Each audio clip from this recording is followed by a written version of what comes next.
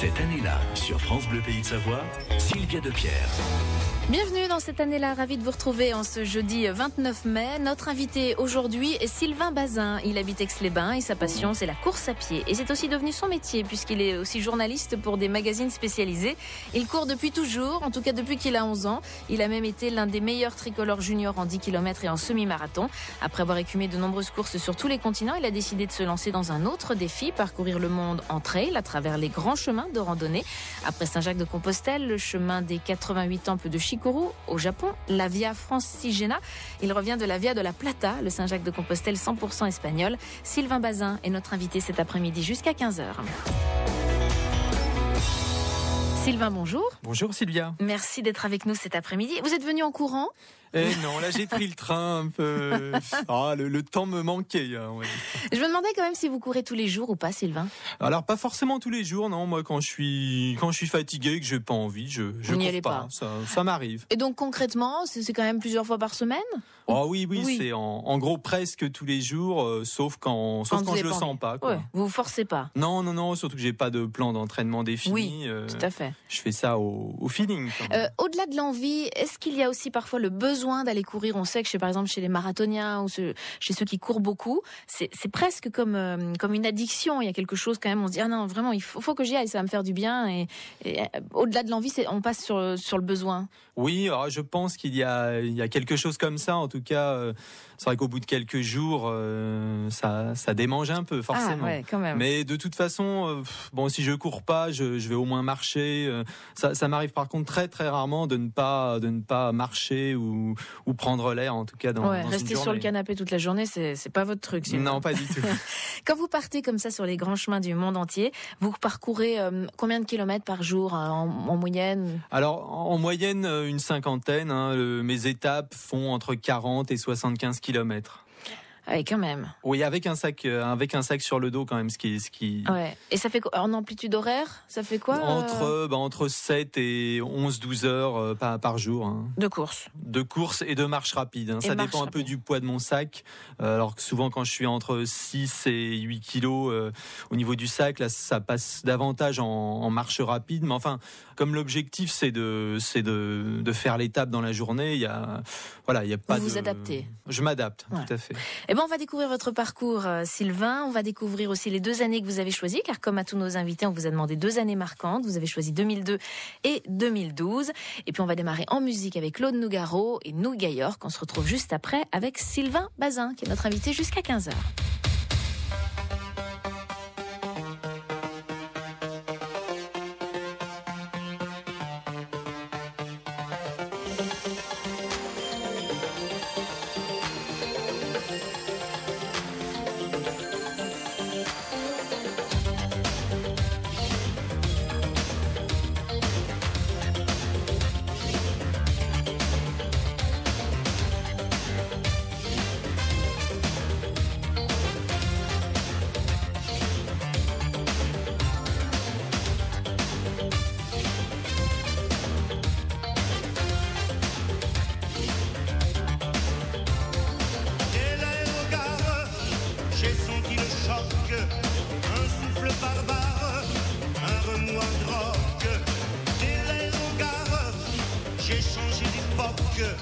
Comment ça démarre sur les starting blocks.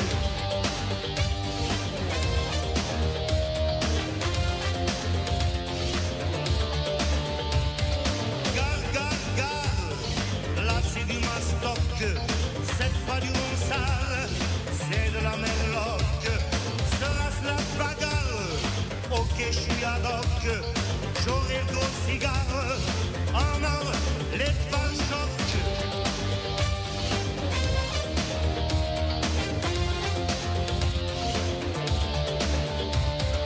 Et l'aérogare, j'ai senti le choc.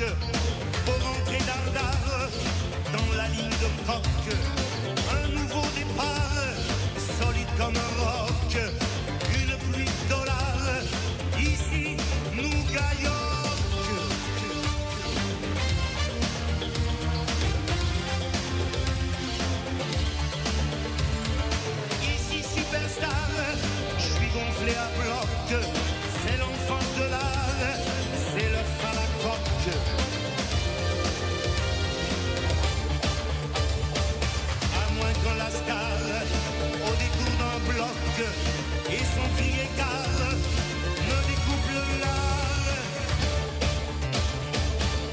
façon jambon du rock.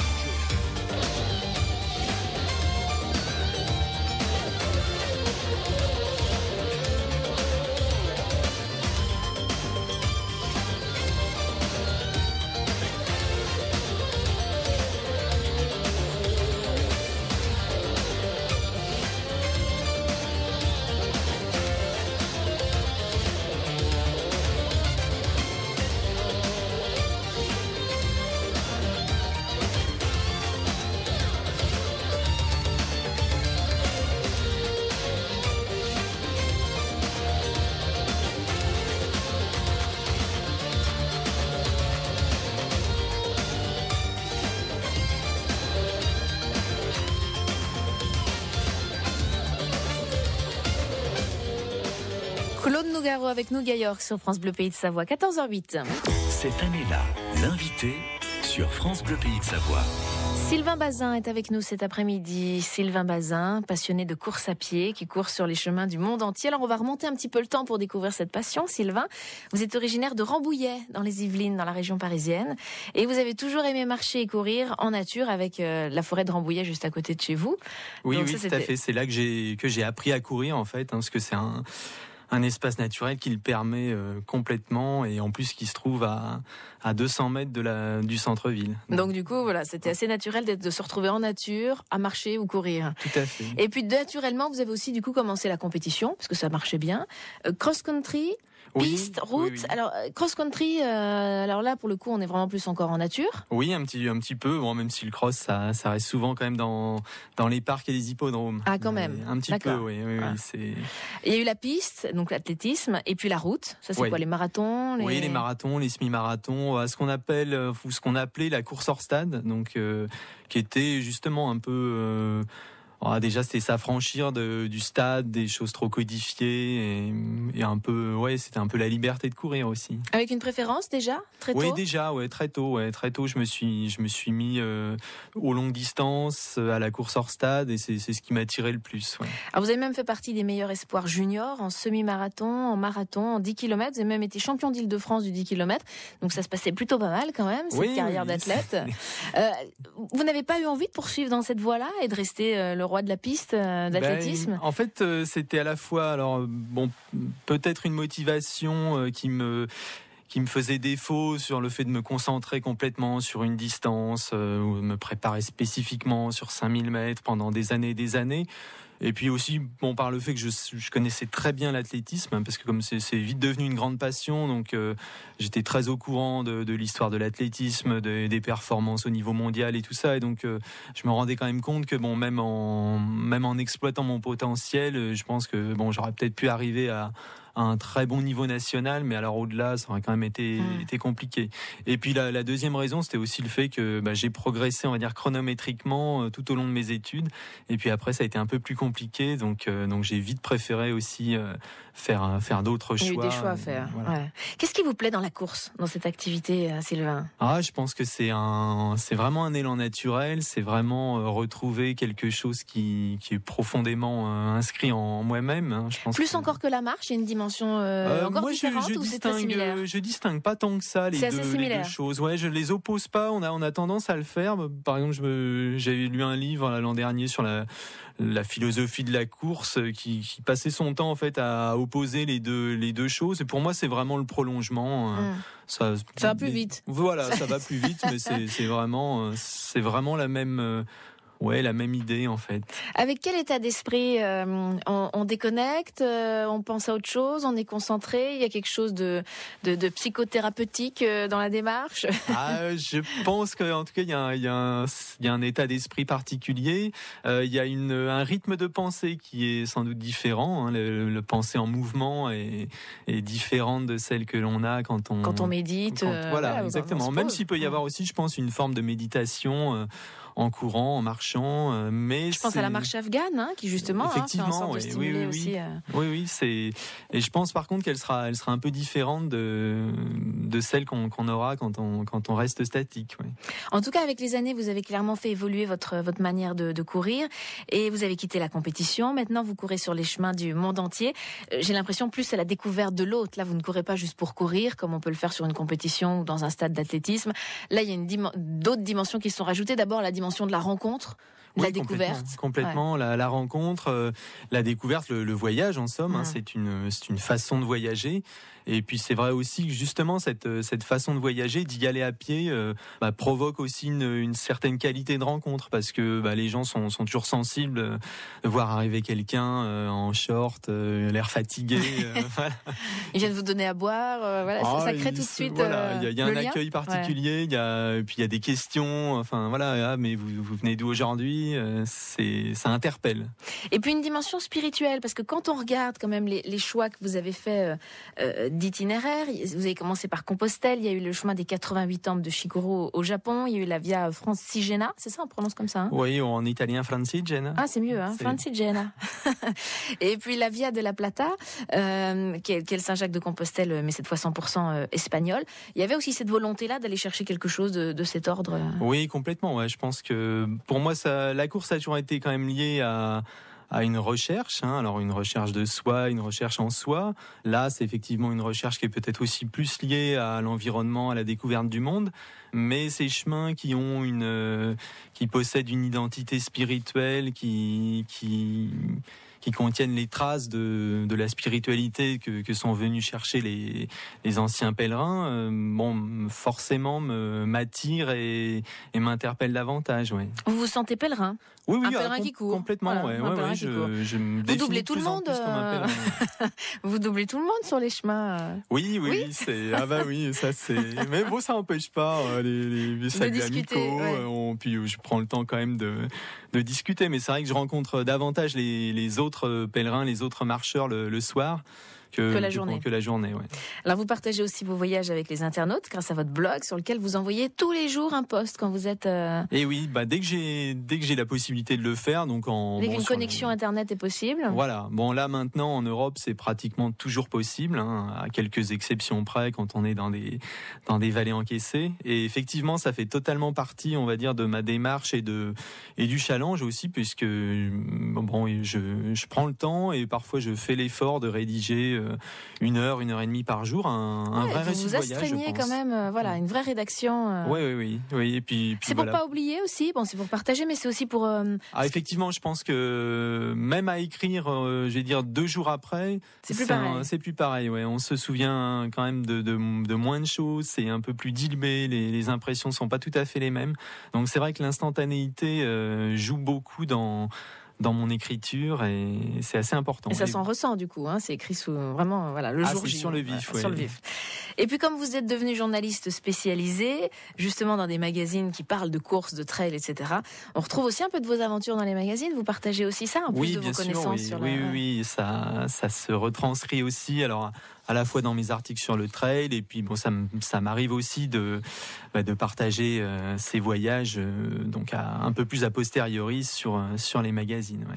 C'est génial, non, de pouvoir vivre de sa passion, d'être à la fois journaliste spécialisé, donc de pouvoir aussi le faire partager. J'ai l'impression que vous avez atteint une sorte d'équilibre comme ça là. Je pense, oui. Alors c'est à la fois quelque chose de génial et qui me plaît énormément et en même temps c'était aussi quand même un vrai défi permanent sur le plan physique, financier aussi. Il y a eu des choix à faire quand même là, j'imagine. Quand même, oui, parce qu'avant j'avais un métier plus stable, plus classique, on va dire. J'étais conservateur de bibliothèque. Donc je faisais ça en parallèle de ce métier et puis il y a maintenant 4-5 ans, j'ai pris la décision de ne faire que ça. Et là, en plus, donc, par rapport à ce projet personnel sur les grands chemins, c'est encore une strate de plus dans vraiment faire de ma vie ce que vous voulez. Voilà. Ouais. On va découvrir la première année que vous avez choisie, Sylvain. C'est l'année 2002. On l'évoque juste après avoir écouté les Temptations.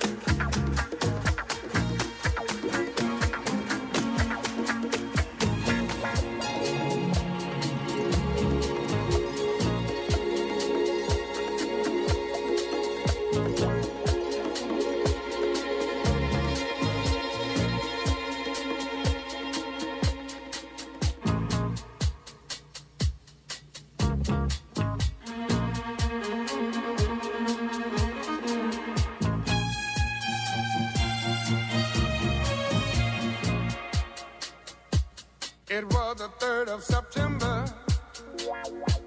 That day I'll always remember. Yes, I will. 'Cause that was the day that my daddy died. I never got a chance to see him. Never heard nothing but bad things about him. Mama, I'm depending on you to tell me the truth. Mama just hung her head and said, son, Papa was a rolling stone. Wherever he laid his hat was his home. And when he died, all he left us was alone. Papa was a rolling stone, my son, yeah. Wherever he laid his hat was his home. And when he died, all he left us was alone. Well, man.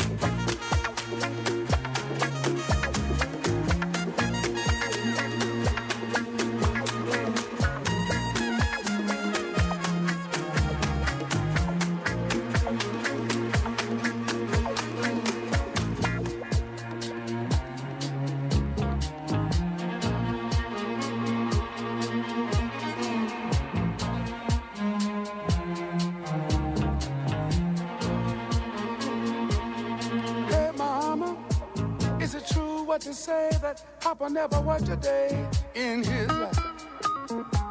And Mama, some bad talk going around town saying that Papa had 3 outside children and another wife. And that ain't right. Heard some talk about Papa doing some storefront preaching, talking about saving souls and all the time leeching, dealing in that and stealing in the name of the Lord. Mama just hung her head and said, Papa was a rolling stone, my son. Wherever he laid his hat was his home. And when he died, all he left us was alone. Hey, Papa was a rolling stone. That coming, wherever he laid his hat was his home. And when he died, all he left us was alone.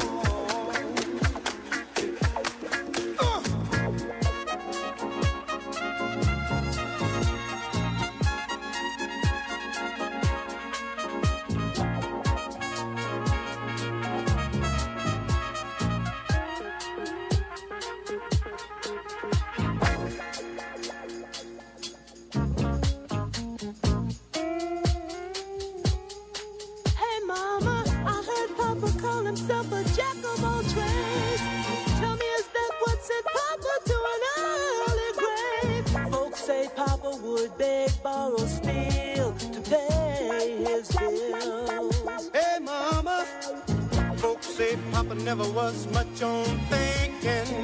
Spent most of his time chasing women and drinking. Mama, I'm depending on you to tell me the truth. Mama looked up with a tear in her eye and said, son, Papa was a rolling stone. Well, well, well, well. Wherever he laid his hat was his home. And when he died, all he left us was alone, alone, alone, alone. Papa was a rolling stone. Wherever he laid his hat was his home. And when he died, all he left us was alone. I said, Papa was a Rolling Stone, les Temptations sur France Bleu Pays de Savoie, 14h23.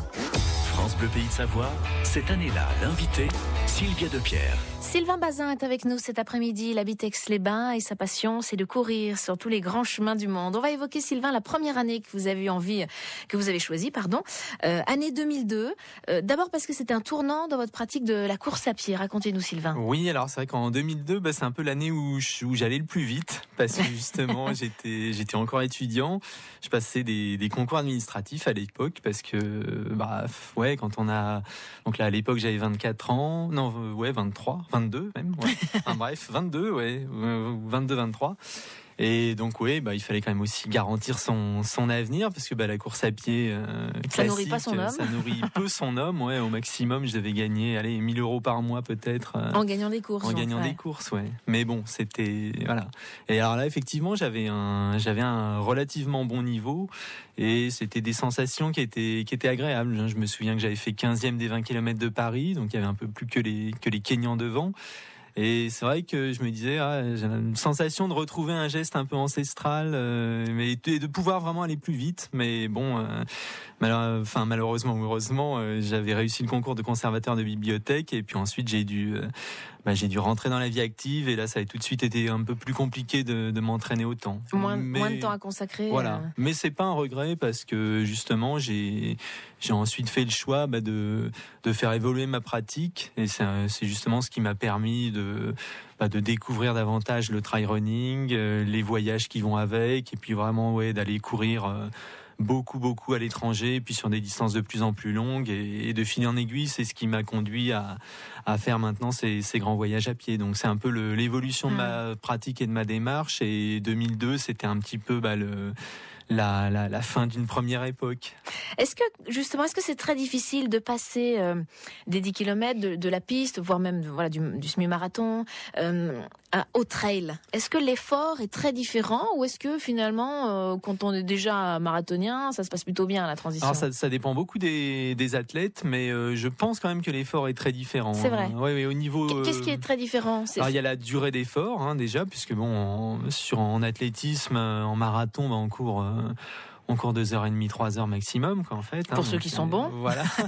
Mais bon, ce sont des temps d'effort qui nous paraissaient très longs au départ, et qui finalement, par rapport aux efforts du trail, sont très courts. Oui, parce qu'un trail, c'est parfois plusieurs jours pour qu'on resitue. C'est tout le temps. Ça, oui. Et on ne s'arrête pas pour dormir. Enfin, on peut faire ce choix-là. Il y en a qui le font. Voilà, on peut faire le choix de ne pas s'arrêter pour dormir, et d'autres qui réussissent à dormir aussi, parce que c'est parfois un peu difficile de dormir dans ces conditions-là. Donc c'est vrai que ce sont des efforts quand même assez différents. Et puis également, alors au niveau du trail en montagne, il y a toute une question quand même de technique. Puis là, les trails ont quand même tendance à devenir de plus en plus difficiles au niveau du terrain. Moi, je suis pas forcément un grand fan des pierriers et tout ça, mais avec là, des dénivelés assez conséquents. Et puis vraiment un terrain qui devient compliqué, qui est à la limite pas fait pour courir à la base. Donc ça, c'est encore autre chose. Il y a tout un temps d'adaptation quand même, je pense. Justement, on se prépare comment à un trail? Comment on se prépare à courir non-stop sans dormir pendant plusieurs jours? La préparation, elle est moins calibrée, elle est moins connue, moins étudiée encore que celle d'un marathon ou d'un 10 000 mètres, où là les choses sont relativement codifiées. On essaie de s'entraîner en général sur des terrains proches de ceux qu'on va trouver le jour de la course. Et puis on essaie de courir longtemps. Mais alors après, c'est vrai aussi que le trail, et notamment l'ultra trail, les longues distances, on peut appeler ça de la course, mais enfin pour la majorité des pratiquants, ça se passe quand même surtout en marchant. Et c'est vrai que les gens ont par contre tendance un peu à oublier de marcher à l'entraînement, alors que c'est ce qu'ils vont finalement faire. Parce que c'est pas possible de courir. Parce que c'est pas possible, de courir aussi longtemps sur des dénivelés aussi importants et des surfaces comme celle-là. Donc à part Kylian Jornet. Voilà, à part Kylian et encore, même Kylian sur l'UTMB, il fait pas que courir. Il y a des passages où il marche. Alors c'est vrai que ça nous dépasse. On peut même se poser la question de savoir si physiquement, sur ce qui se passe dans le corps, est-ce qu'il n'y a pas des limites aussi à ne pas franchir? Est-ce que vous les connaissez, vos propres limites, les signes qui font que oula, je suis dans le rouge là, je suis vraiment dans le rouge? Moi ça m'arrive quand même souvent d'avoir quelques périodes de fatigue. Bon, après moi je suis quand même aussi un sujet très habitué, parce que comme je vous l'ai dit, j'ai toujours couru. Donc j'ai grandi en courant, ça je pense que c'est vraiment très important au niveau de la formation des os, des muscles, etc., du cœur. Donc moi je pense quand même que j'ai quand même une habitude, et puis je pense une nature qui est faite pour ça un peu, même si je traverse quand même des moments de fatigue, notamment au retour de mes voyages. J'ai quand même souvent une période où je suis beaucoup moins performant, où j'ai moins envie. Mais il faut s'écouter, il faut récupérer, il faut s'écouter. Je pense qu'il faut vraiment s'écouter. Et le danger que je vois aussi à la popularisation là du trail et surtout de l'ultra trail, c'est que c'est vrai qu'on voit des gens qui s'y mettent à 35, 40 ans sans passer sportif, et puis qui d'un coup, ils vont faire faire des courses de plus de 160 km. C'est limite dangereux. On a très peu de recul sur ces pratiques, donc il est trop tôt pour dire si ça présente de réels dangers au niveau de l'organisme ou des articulations. Mais c'est vrai que ça paraît un petit peu étonnant, et puis c'est vrai que c'est une évolution très rapide. Avant, on rêvait de faire un marathon, maintenant c'est pratiquement banal. Maintenant, c'est l'UTMB qu'il faut aller faire. Ouais. Exactement. À tout prix. Ouais. Et dès le début, finalement. Donc, ce qui n'est pas sans risque, il y a régulièrement quand même des gens qui, au cours de ce type de course, pas assez entraînés, pas assez préparés, sont obligés de s'arrêter avant la fin parce que juste ils atteignent leur limite physique. Donc oui, bien sûr. Alors après, un abandon, ça peut être parce que c'était pas le bon jour. Oui, bien sûr. Voilà. Mais après, effectivement, je pense quand même qu'il y a quelques risques à courir longtemps, mais en même temps, c'est chouette. Vous sentez, est-ce qu'il y a, un kilomètre où vous sentez, ou parce que vous vous connaissez, qu'à partir de ce kilomètre-là, vous êtes bien? Est-ce qu'on sent psychologiquement, il y a quelque chose quand même de l'ordre d'une addiction, en termes de production d'hormones? Vous le sentez? Il y a quelque chose qui se passe? C'est difficile à dire. Moi, c'est vraiment, ça dépend quand même beaucoup des jours. Il y a même des jours où je fais 5 minutes de footing et je suis complètement inapte. Donc c'est vraiment très difficile à dire. Il y a des jours où par contre effectivement je peux faire 70 km sans m'en apercevoir, mais presque.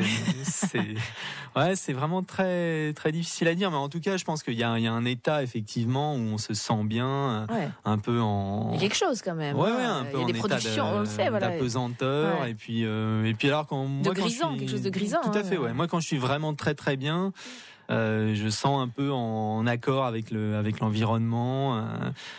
Quand ma foulée s'accorde avec le décor, il y a quelque chose qui rentre en corrélation, et ça, c'est vraiment une sorte d'osmose. Je pense que c'est ce que recherchent effectivement ceux qui vont courir comme ça autant en pleine nature. On va rester sur l'année 2002. Nous, on aime bien se remémorer d'autres souvenirs des années que choisissent nos invités. Sylvain, cette année-là, je suis pas sûre que vous ayez eu le temps beaucoup d'aller au cinéma, parce que vous avez beaucoup couru. Et puis avec le métier de conservateur de bibliothèque que vous avez entamé cette année-là, mais sortait au cinéma le film réalisé par Alain Chabat, Astérix et Obélix, Mission Cléopâtre. Je sais pas si vous l'avez vu. Oui, si, allez, je l'ai vu. On écoute un petit extrait pour les souvenirs. On va entendre tout de suite Monica Bellucci dans le rôle de Cléopâtre. Jusqu'à nouvel ordre, ô César, ce ne sont pas les Romains qui ont construit les pyramides. Les trucs pointus, là. Je vais lui construire les plus magnifiques des palais. Et c'est toi, numéro bis, qui en sera l'architecte. C'est moi qui en serai l'architecte, c'est-à-dire? Tu as 3 mois, jour pour jour, top chronos. 3 mois, mais 3 mois avec combien de temps de retard? On a 3 mois, pas un jour de plus. C'est impossible à tenir. Extrait du film Astérix et Obélix, Mission Cléopâtre, film d'Alain Chabat avec entre autres Christian Clavier, Gérard Depardieu, Monica Bellucci, Jamel Debbouze, Gérard Darmon, Isabelle Nanty, pour ne citer que. Vous aimez ce genre d'humour? Oui, Astérix et Obélix, c'était aussi un grand classique pour moi au niveau de la bande dessinée. C'est vrai? Vous en avez à la maison, vous les avez gardés? Ah oui, puis mon père les achetait dès leur parution, tous les Astérix, donc on a l'édition originale. Ah ouais. Et vous avez les Tintins aussi, vous qui aimez bien voyager? Ah oui, bien sûr. Aussi. Tintin, c'est un personnage qui m'a pas mal inspiré. En gros, c'est ce que... qu'est-ce que je voulais faire plus tard? Tintin. Ouais. Combien de mois par an vous êtes chez vous, pour qu'on ait une petite idée quand même, Sylvain, parce que vous êtes quand même beaucoup par Mons et par Vaux. Oui, complètement. Vous avez déjà compté sur 12 mois combien sont à la maison? C'est difficile à dire, mais c'est vrai qu'il y a des fois où j'ai pu constater que j'avais passé 3 nuits chez moi en 3 mois. Assez peu. C'est pas besoin de faire beaucoup de ménage. Non, pas trop. Non, c'est plus un camp de base, mon appartement. C'est un peu ça. Qui est basé à Aix-les-Bains d'ailleurs depuis quelques années. Sylvain, oui. Vous êtes dans nos pays de Savoie. On va continuer cette discussion et parler de l'année 2012, qui est la deuxième année que vous avez choisie, Sylvain. Ce sera juste après avoir écouté London Grammar et Wasting My Young Years. France Bleu. Labellisé France Bleu. La rando cyclo-rochoise, c'est ce dimanche. Le plaisir du vélo avec 4 circuits de 30, 60, 80 et 100 km pour découvrir les magnifiques paysages du pays rochois, de l'Arbusigny, des Bornes et de la Mandalaze. Viva Voce fête son anniversaire et propose son nouveau spectacle J'ai 10 ans. Spectacle de chansons françaises, vendredi 6, samedi 7 juin, à l'Espace Malraux, à Chambéry, à 20h30. 2 événements labellisés France Bleu Pays de Savoie. France Bleu allume vos soirées télé avec TV Magazine, nouvelle formule. Films, séries, émissions, chaque jeudi, découvrez le coup de cœur de TV Magazine et de France Bleu. Le nouveau TV Magazine à découvrir chaque semaine avec votre quotidien régional sur France Bleu et sur francebleu.fr. France Bleu, France Bleu, Pays de Savoie.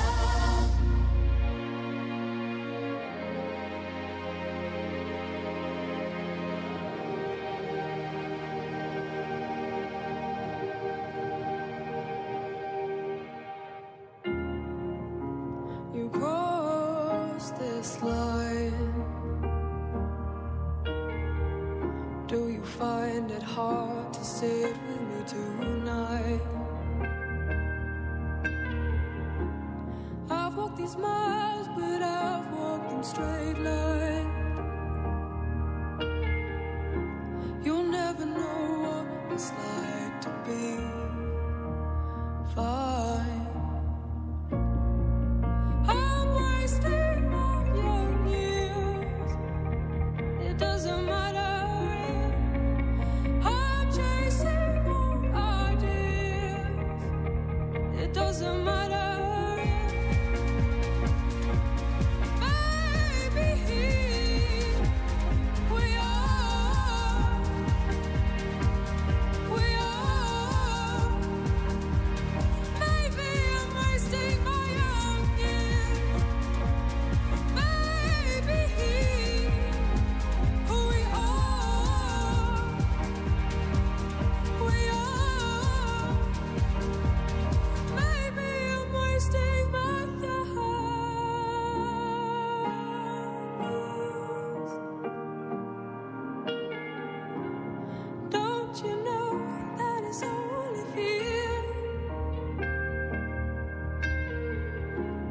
I wouldn't worry, you have all your life.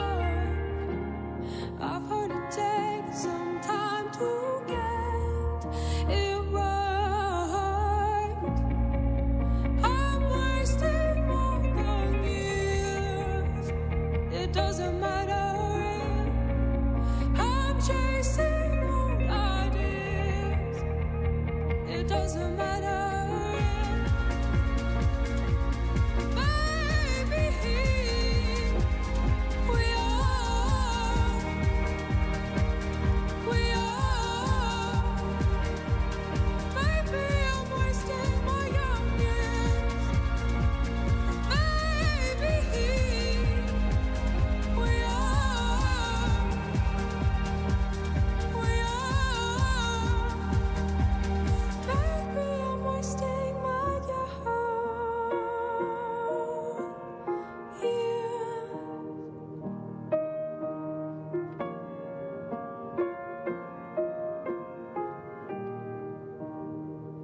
I don't know what you are.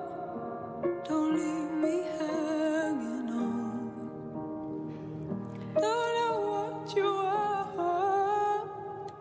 Don't leave me hanging on. London Grammar sur France Bleu Pays de Savoie avec Wasting My Young Years. Cette année-là, sur France Bleu Pays de Savoie. Il parcourt tous les grands chemins du monde en courant. Sylvain Bazin est avec nous cet après-midi. On découvre son parcours et on découvre la deuxième année que vous avez choisie, Sylvain. C'est l'année 2012. Année importante pour vous. Il s'est passé pas mal de choses. On va aller dans l'ordre. D'abord, c'est l'année où vous décidez de partir comme ça sur les grands chemins du monde avec cette dimension, on le disait, spirituelle. Et vous commencez par le chemin de Saint-Jacques. Oui, c'était dans la logique. Donc c'était le début de ce projet global que j'avais baptisé Trial World Tour. Vous avez d'ailleurs vous avez fait une liste de tout ce que vous voulez faire dans ce cadre-là. Oui, c'était. Alors après la liste a tendance à évoluer justement davantage vers des chemins historiques ou des chemins de pèlerinage. Et donc j'avais commencé par le Saint-Jacques, assez classiquement, mais c'était logique aussi. Puis c'était l'idée justement de partir de mon lieu de résidence, de chez moi. Donc j'étais parti d'Aix-les-Bains pour aller jusqu'à Fisterra, jusqu'à la pointe occidentale de l'Espagne. Donc en 1950 km, voilà, 40 jours. C'était pas mal. C'était un beau voyage, ouais. C'était vraiment un beau voyage. Vous êtes croyant, Sylvain Alors, on va dire que je suis comme François Mitterrand. Moi, je crois aux forces de l'esprit. et vous y avez trouvé quelque chose aussi de cet ordre-là, où ça a éveillé quelque chose, ou pas? C'était déjà le cas.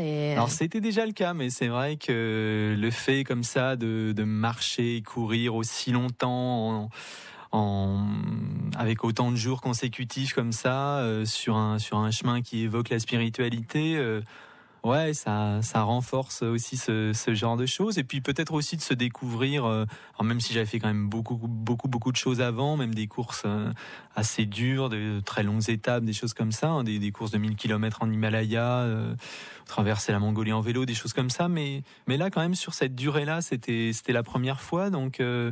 Ouais, il y a aussi quelque chose vraiment de l'ordre purement spirituel pour accomplir ce type de voyage et quand même malgré tout de performance. Il y a quand même quelque chose qui vous fait avancer au-delà de la condition physique. Bon, ça c'est un préalable, un prérequis essentiel, mais je pense quand même que c'est quand même beaucoup dans la tête et c'est là qu'on ressent aussi un élan spirituel, je pense. Et les rencontres, parce qu'évidemment le soir vous vous retrouvez souvent entre pèlerins, ce sont les mêmes étapes, les mêmes lieux d'accueil.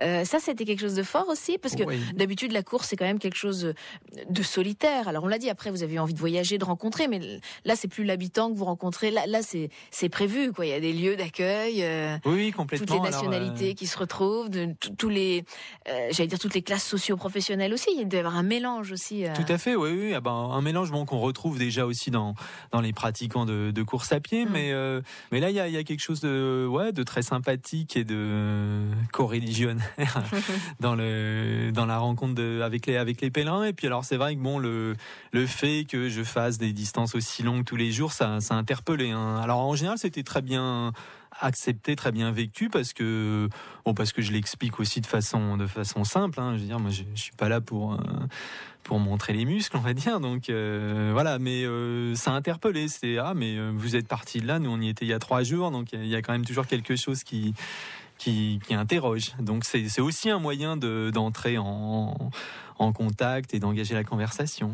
Et vous en avez fait un livre. Oui. Puisqu'on le disait tout à l'heure, hein, vous écrivez tous les jours, enfin, dans la mesure du possible, vous racontez jour après jour votre vécu sur ces grands chemins. Et vous en avez fait une synthèse dans un livre qui s'appelle Pèlerin Express, les chemins de Compostelle en courant, paru chez Outdoor Éditions. On va dire un petit mot quand même de l'illustrateur, parce qu'il y a un illustrateur. Oui, alors ce livre est illustré par Mathieu Forichon. Alors Mathieu, c'est un excellent illustrateur qui s'illustre alors beaucoup dans le milieu de la mode, des marques de luxe, etc. Qui fait des albums de bande dessinée, qui aime beaucoup dessiner des femmes très élégantes. Son personnage type, c'est la Parisienne. Hein. Là ça change un peu. Voilà, là ça change. Il dessine un barbu, donc un barbu voilà. qui court. Voilà. Mais c'est aussi un passionné de course à pied. Et puis il a un blog qui est très connu dans le monde du trail, qui s'appelle Des bosses et des bulles, où il illustre de façon humoristique tous les petits travers, le quotidien du trailer, et puis un peu les grandes figures aussi du trail. Mais il fait ça avec un humour et puis un ton très très juste. C'est jamais méchant, c'est toujours très drôle, et en plus il dessine très bien. Oui. Et un de ses premiers dessins en fait pour ce blog, c'était lors de mon arrivée au Cap Fistera. Ce dessin m'a bien plu, et puis ensuite on est rentré en contact, on s'est rencontrés sur une épreuve, et puis depuis on se voit assez régulièrement, et puis on a toujours plein de projets ensemble, et voilà, c'est une collaboration qui est belle et qui marche bien. Puis moi j'aime bien ça aussi, briser les barrières. On fait pas que du sport ou que de l'art ou des choses comme ça. Je pense qu'il y a vraiment des interconnexions, et ça me plaît. Et du coup, il y a de la photo là mélangée avec de l'illustration. Ça donne une petite touche fort sympathique.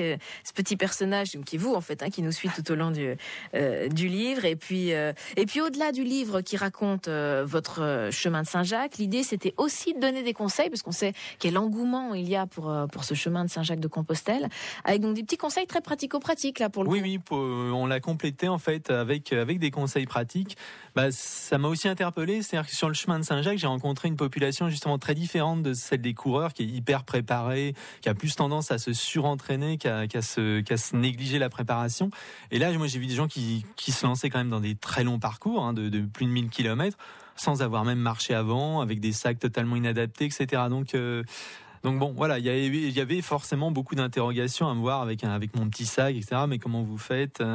Donc voilà, donc du coup, j'ai un peu essayé de partager ça. Donc c'est des conseils pratiques pour faire son sac, préparer ses pieds, gérer quand même un peu l'effort. Et oui, ça c'est vraiment l'outil de base. Ouais, c'est clair.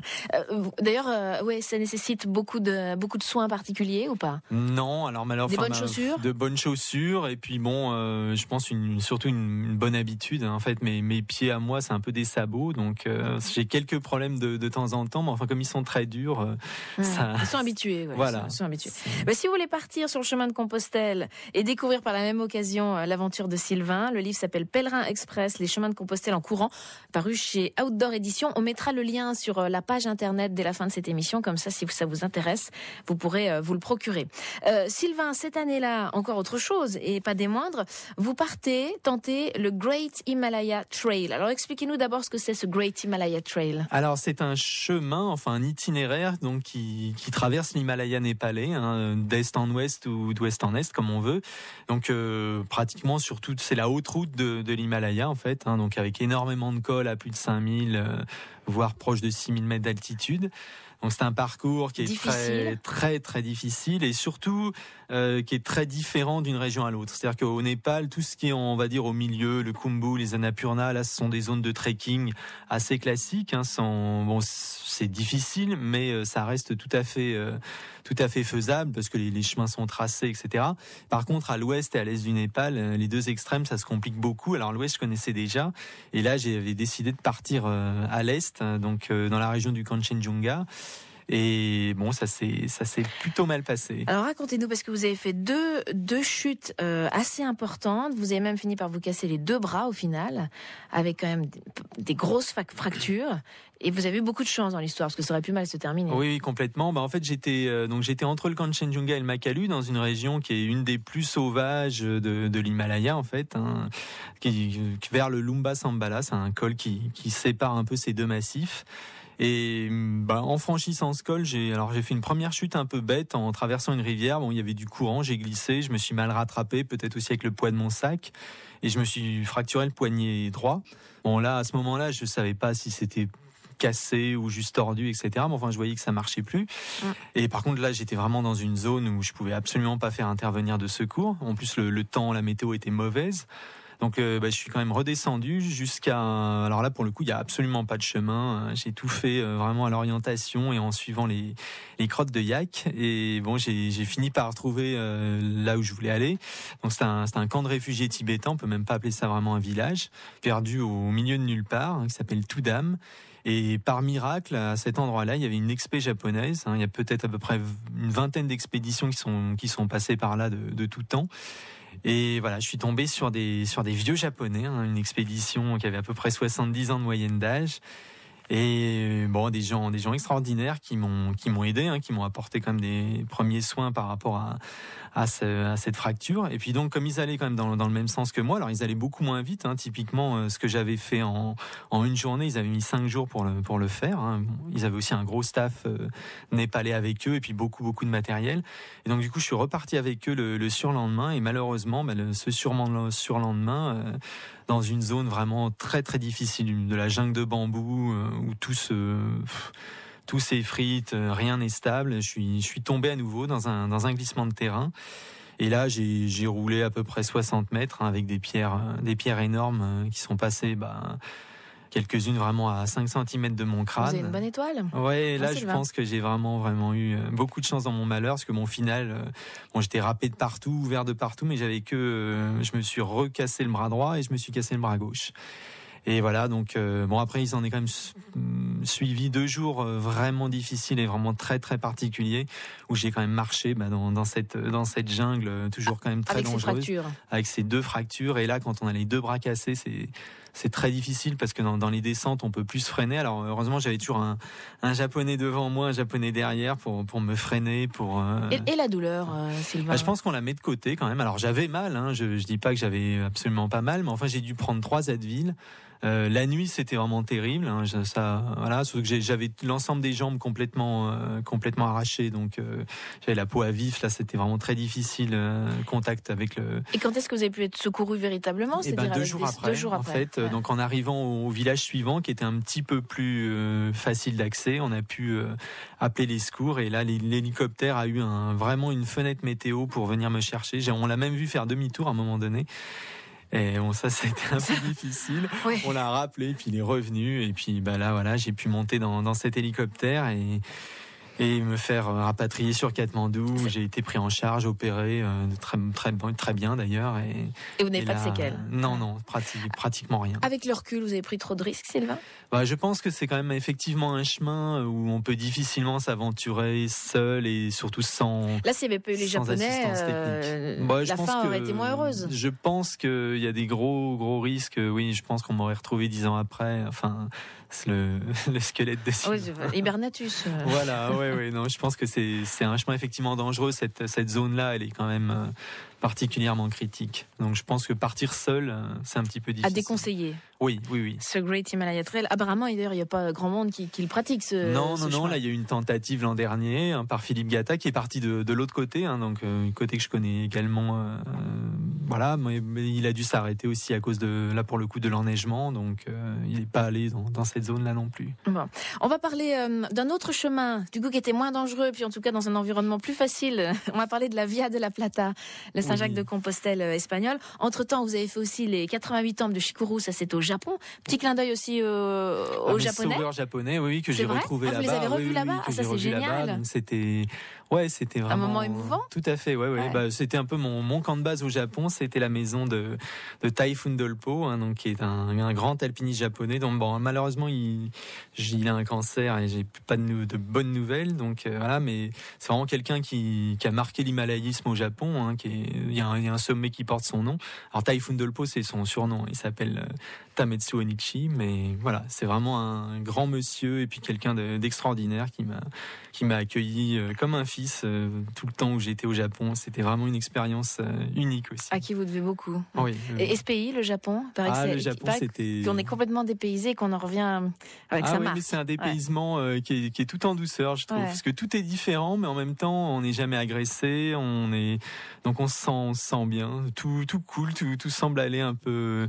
Alors bon, c'est vrai qu'en tant que voyageur, on n'est peut-être pas dans la dureté du Japon au niveau de la vie professionnelle et tout ça, mais moi j'ai vraiment beaucoup apprécié le Japon. Ouais. Allez, on va partir du côté de l'Espagne pour terminer, parce que c'est le voyage dont vous revenez il y a moins d'un mois. Sylvain Bazin est avec nous pour encore quelques minutes. Écoutez. Oh, merci France Bleu, Pays de Savoie. Et puis merci à toute l'équipe. France Bleu, Pays de Savoie, on est bien ensemble.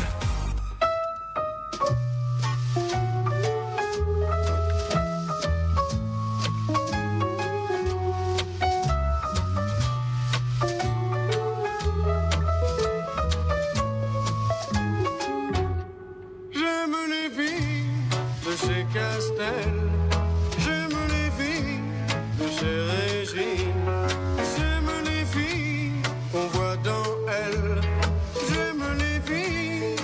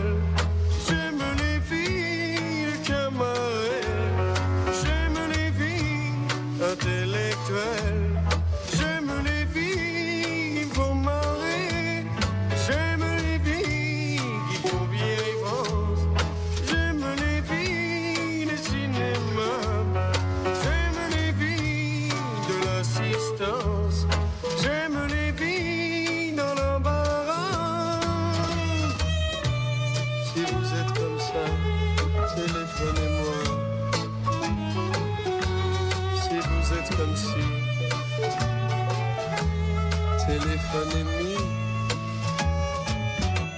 Si vous êtes comme ça, téléphonez-moi. Si vous êtes comme si, téléphonez-moi. Jacques Dutronc, j'aime les filles. 14h, 16h30, cette année-là, sur France Bleu Pays de Savoie. Auteur de Pèlerin Express, les chemins de Compostelle en courant, Sylvain Bazin est avec nous cet après-midi pour encore quelques minutes. Alors Sylvain, vous continuez votre périple à travers tous les grands chemins du monde. Il y a eu Saint-Jacques de Compostelle, il y a eu les 88 temples de Chicurú, il y a eu le Great Himalaya Trail, il y a eu la Via Francigena et puis la Via de la Plata. Alors ça c'est le Saint-Jacques de Compostelle mais 100% espagnol, donc vous êtes parti du sud de l'Espagne, c'est ça ? Oui, tout à fait. En de longeant Séville, un peu le de Séville, donc c'est un axe sud-nord dans l'ouest de l'Espagne, qui est bien intéressant aussi. On traverse vraiment des régions un peu rudes, comme l'Extremadura, qui porte bien son nom. Et ouais, c'est une Espagne profonde qui est assez dépaysante. J'ai vu par exemple des grandes processions, plus j'étais là pendant la Semaine Sainte, et là pour le coup c'est des choses qui sont très déstabilisantes presque. C'est vrai. Ouais, vraiment. 2000 pénitents comme ça qui marchent en blanc dans une rue de nuit, c'est étonnant. Ouais. Et alors est-ce que c'est très différent du chemin de Saint-Jacques alors français ça reste un chemin de Saint-Jacques, donc on retrouve quand même une certaine ambiance, les pèlerins, l'accueil pèlerin, etc. Après, c'est davantage justement des pèlerins un peu experts qui ont déjà fait le chemin de Saint-Jacques classique, donc il y a moins de monde. Il est plus difficile, même s'il est plus court, oui, il est quand même nettement plus difficile physiquement. C'est plus de la moyenne montagne, donc oui, c'est un petit peu plus dur. Mais voilà, le public est averti, on va dire. Alors vous êtes rentré il y a quoi, un petit mois, c'est ça ? Un petit mois, oui. Sylvain. Oui. Et là, dès septembre, vous repartez, le prochain projet, le chemin des Appalaches au Canada. Voilà, oui. Alors là, je vais partir en duo avec mon ami Franck Junot. Justement, l'idée, c'est de pas être seul dans un chemin vraiment sauvage. Et là, ça va l'expérience vous a servi. Voilà. Et ça va être différent, mais ça va être joli aussi, je pense. Ouais. Alors là, changement d'ambiance aussi. Voilà, vraiment into the wild, je pense, dans les grands espaces canadiens. Et puis à la fin de l'année, je vais repartir sur la Via Francigena, mais du sud. Parce que dites-nous l'itinéraire de la Via Francigena. Alors oui, la Via Francigena, ça part de Canterbury en Angleterre. Ah oui. Et ça va jusqu'à Rome. Ça reprend le trajet d'un archevêque anglais du Xe siècle. Et ça traverse la France, la France du Nord, et la Suisse, et puis toute l'Italie. Et vous l'aviez pas faite en entier Si. Alors là, j'ai fait. Voilà. Ouais. Mais je repars sur la Via Francigena du Sud, qui est un peu le prolongement, mais qui est pour le coup vraiment en redécouverte. Donc, qui repart de Rome et qui va jusqu'au talon de la botte, jusqu'à Brindisi. Donc, voilà. Et ça, c'est pour quand ? Ça sera pour décembre, on va dire. Le temps de faire 2-3 nuits à la maison. Exactement. Et puis, un mot aussi sur le défi que vous allez relever avec l'aventurier Charles Edrich, qu'on a déjà reçu plusieurs fois dans cette émission. Charles Edrich, qui aime toujours se lancer des défis de taille, et bien là, il partira avec vous, et tous les deux, vous tenterez une première mondiale, la traversée du désert d'Atacama au Chili en autonomie complète, qui est un désert extrêmement aride, c'est ça ? C'est le plus aride du monde, ouais. Donc là, on va trimballer une centaine de litres d'eau chacun. Ah ouais. Et voilà. Et ça va suffire, la centaine de litres ? Je pense qu'il y a un point de ravitaillement au milieu. Et voilà. Bon, on va tenter ça. Ça va être encore une expérience complètement différente, parce que là, pour le coup, il y aura sans doute pas grand-chose à raconter sur le paysage ou sur les rencontres, mais voilà. Sur vous deux, ça peut être un duo. Ça va être assez intéressant, je pense. Peut-être que vous viendrez nous raconter tout ça. J'espère bien. Bon, Sylvain, merci beaucoup d'être venu nous voir. Je mets tous les renseignements, le blog de Sylvain, vous pourrez revivre. Vous écrit extrêmement bien en plus, Sylvain. Vous pourrez revivre un petit peu ses aventures par le biais des posts qu'il poste régulièrement sur son blog. Et puis on donnera les coordonnées également du bouquin. Merci Sylvain, bonne continuation à vous. Merci.